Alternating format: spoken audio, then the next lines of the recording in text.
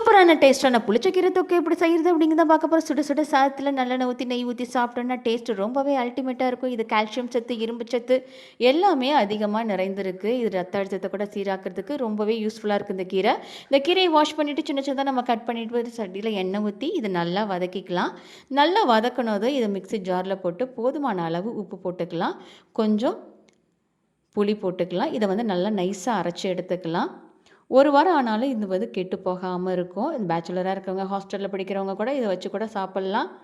இப்போ சட்டியில் நல்லெண்ணெய் ஊற்றிக்கலாம். கடுகு, பட்டை மிளகாய், கருவேப்பிலை, உளுந்து, கடலைப்பருப்பு, ஜீரகம், வெந்தயம் இது எல்லாம் நல்லா பொரிஞ்சு வந்ததும் சின்ன வெங்காயம், பூண்டு போட்டு இதை நல்லா வதக்கிக்கலாம். எண்ணெயிலே நல்லா வதக்கணும். நல்லா வதக்கணும். இப்போ நம்ம அரைச்சி வச்சுருக்கிற இந்த கீரையை இது கூட போட்டு நல்லா இந்த மாதிரி வதக்கி நம்ம சுட சுட சாதத்தில் போட்டு சாப்பிட்டோன்னா சொல்லவே வேணாம், அவ்வளோ ஒரு டேஸ்ட்டாக இருக்கும். கண்டிப்பாக நீங்களும் இந்த மாதிரி ட்ரை பண்ணி பாருங்கள்.